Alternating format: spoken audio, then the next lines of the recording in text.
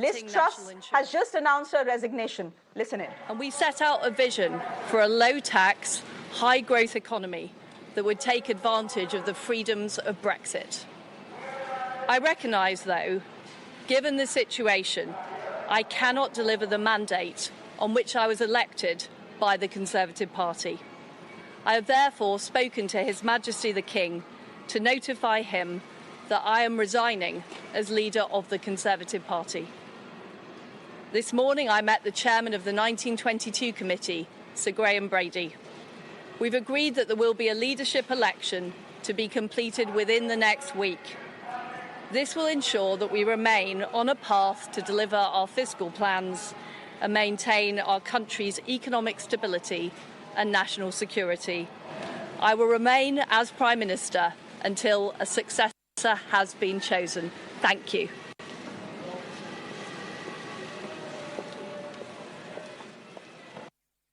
Holy Lord, this is a full-blown political crisis for Britain.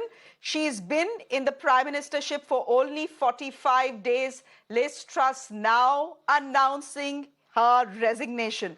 Well, the British Prime Minister's chaotic premiership has come to an end, despite having barely begun, many would say.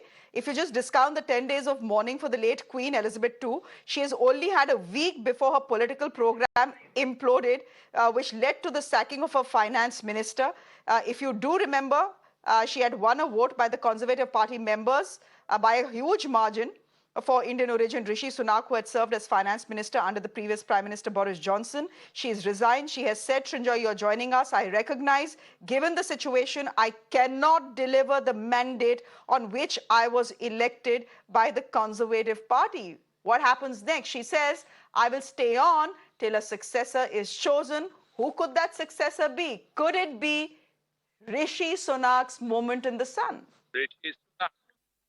Well, that is entirely possible. It will depend on the Conservative Party to decide.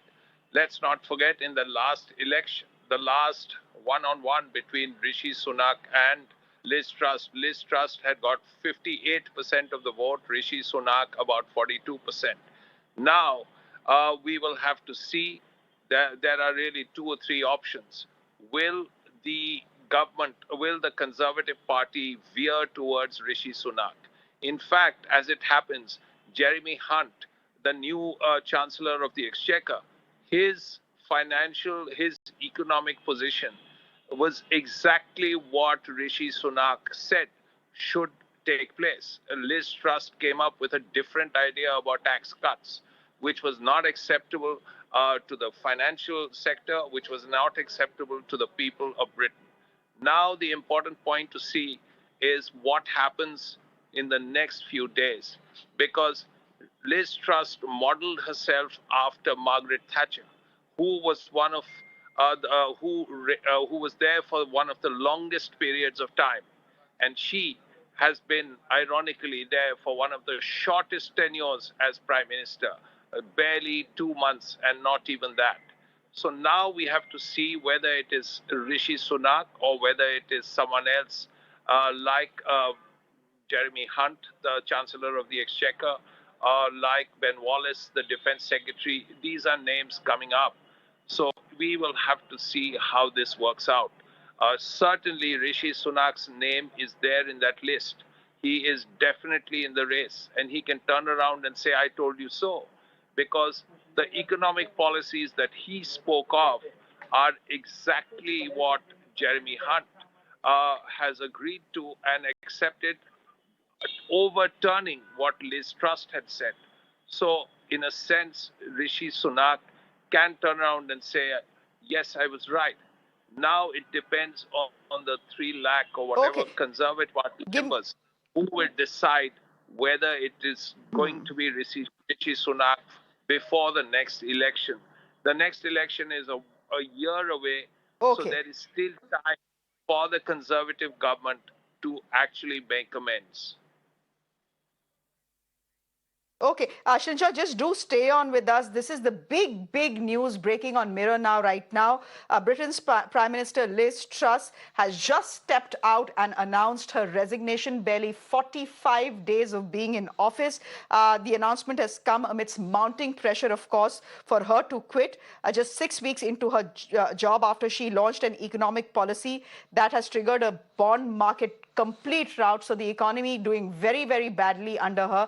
Today she stepped out and she accepted that she could not deliver the promises she made when she was running for the Conservative leader.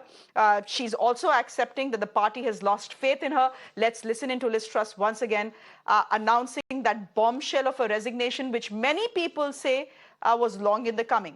And that's saying a lot given that she'd been in office just for 45 days. I came into office at a time of great economic and international instability. Families and businesses were worried about how to pay their bills. Putin's illegal war in Ukraine threatens the security of our whole continent, and our country has been held back for too long by low economic growth. I was elected by the Conservative Party with a mandate to change this. We delivered on energy bills and on cutting national insurance. And we set out a vision for a low-tax, high-growth economy that would take advantage of the freedoms of Brexit. I recognise, though, given the situation, I cannot deliver the mandate on which I was elected by the Conservative Party. I have therefore spoken to His Majesty the King to notify him that I am resigning as leader of the Conservative Party. This morning I met the chairman of the 1922 committee, Sir Graham Brady.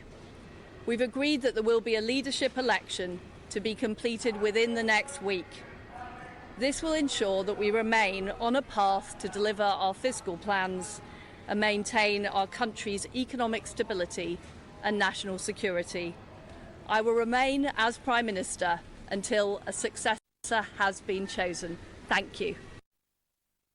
This bombshell of a resignation coming just 5 days after Ms. Truss sacked her chancellor, replacing him with Jeremy Hunt, the former Foreign Secretary and Health Secretary. So the big international news that is coming to us in the news breaking is that Prime Minister Liz Truss of Britain has now stepped down. She's saying she will continue to be Prime Minister till her successor is found. Big question, who will that be? Could it be Rishi Sunak? It very well could be. His name very much in the running there.